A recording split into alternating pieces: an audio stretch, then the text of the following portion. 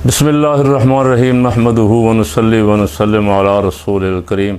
हालात बद से बदतर होते जा रहे। दिन दिन ब दिन वारदातें कराची में ख़ास करके राह चलते शहरियों को गोली मार जाना, लूट मार कर लेना, और ऊपर बैठे हुए बड़ी ऐश व आराम के साथ बेफ़िक्र हैं इस बात से। उनके नाज नखरे आप देखें, उनका असम्बली में आना बिलावल ज़रदारी का चौड़े होके, और ज़्यादातर मेंबरान असम्बली में अक्सर देखता हूँ सख्त गर्मी है, जून का महीना है, पंखे के नीचे हवा भी गर्म है, और वो 3 पीस सूट पहन के बैठे हुए हैं गर्मियों में। मुफ्त के एसी चल रहे हैं, सरकार के ख़जाने से चल रहे हैं। घर तो शायद कोई ना कोई बंद कर ही देता होगा, घर भी इनको बिजली फ्री है। इनके टौर टप्पे देखें और आवाम की तकलीफ़ देखें। आवाम पानी और बिजली के लिए मर रहे हैं। आज खैबर पख्तूनख्वा में लोगों ने पावर हाउसों पे आके जो कब्ज़ा किया और ख़ुद बटन दबा दिए, एहतजाज का एक तरीका निकला। 18 घंटे लोगों को लोड शेडिंग देना। एक तरफ लोड शेडिंग के इश्तिहार चला रहा है वज़ीर आज़म साहब, हमारा अरबों रुपए के इश्तिहार दे रहा है अखबार को कि ये मियाँ वो है जिसकी बुथी हमने लगाई हुई है आटे के तोड़ों पे भी, सेहत कार्ड पे भी। इसके आने से लोड शेडिंग ख़त्म हो गई थी। लोड शेडिंग ख़त्म हो गई होती तो ये अवाम मियाँ साहब एहतजाज के लिए बाहर क्यों शोर शराबा कर रहे होते। ये बेचारे अवाम एहतजाज के लिए रो रहे हैं, और सिंध के अवाम अमन व अमान को तरस रहे हैं। वहाँ ज़िम्मेदार इतने मुतकब्बर, रौनत पसंद और अपनी औकात से भी बाहर हैं, इसलिए कि उन्हें पता कि उन्हें पूछने वाला को नहीं। जानवर की टांग काट दी, उसका शोर पड़ा हुआ है। यहाँ इंसान मारे जाते हैं, साफ़ी मार देते हैं, कोई पूछता नहीं। अरशद शरीफ का केस आप देख लें, कब से दायर है। सुप्रीम कोर्ट के चीफ जस्टिस को जुर्रत नहीं होती कि वो केस की डेट ही लगा दे कोई।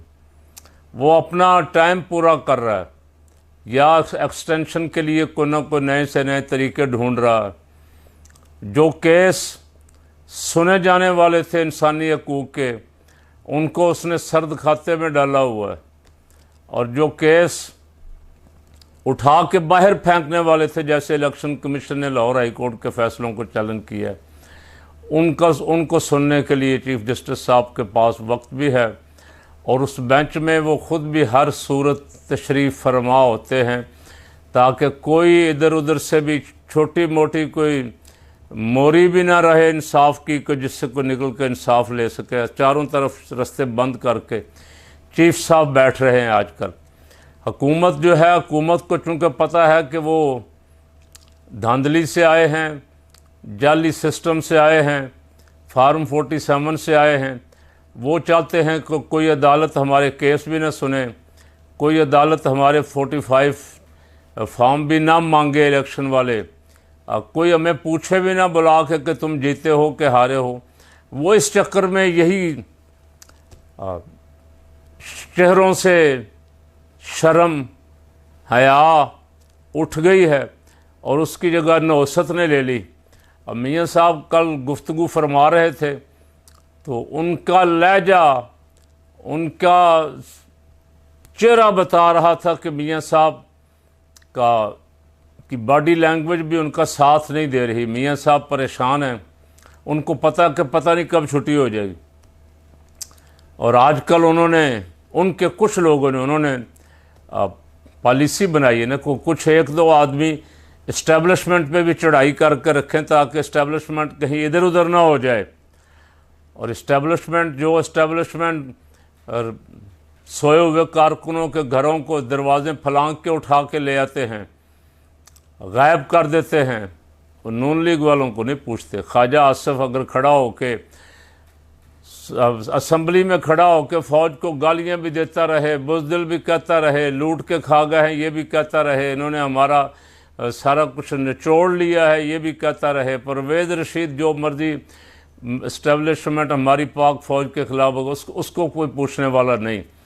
लेकिन गरीब कारकुन जो बेचारे काबू आ गए हुए हैं, 9 मई वाला एक जो बनाया गया था खेल, और उसमें जो पकड़े हुए उनके केस अदालतें फ़ारिग करती हैं, फिर पकड़ लेते हैं। उनको छोड़ने के लिए हुकूमत तैयार नहीं है। पूरी दुनिया में इंसानी हकूक़ की तंजीमें पाकिस्तान के ख़िलाफ़ आवाज़ उठा रही हैं।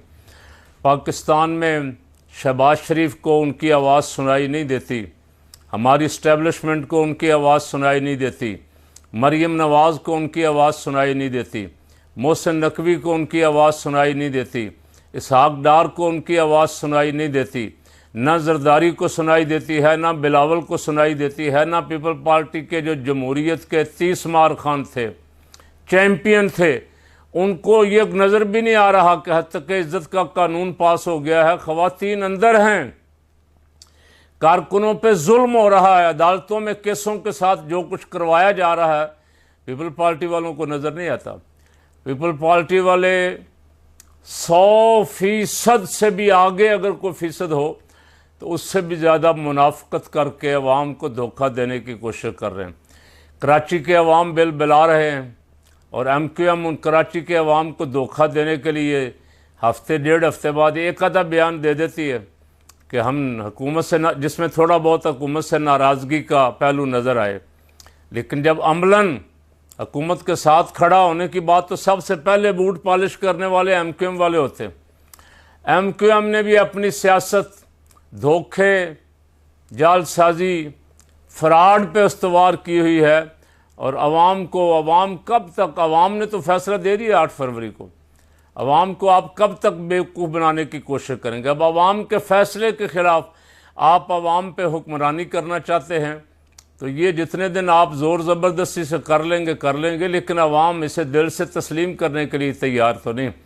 आज अवाम को मौका मिल जाए, उन्हें आज़ादी इज़हार राय दे दी जाए तो आज इन हुक्मरानों को उठा के फेंक दें बाहर गली में। तो अवाम के साथ धोखा करने वाले लीडर जो हैं वो ज़्यादा दिन नहीं चलते और उनकी हुक्मरानी पायदार नहीं होती। उनका इक़्तिदार जो है वो ऐसे हवा के एक तेज़ झोंके के साथ ही उड़ जाता है।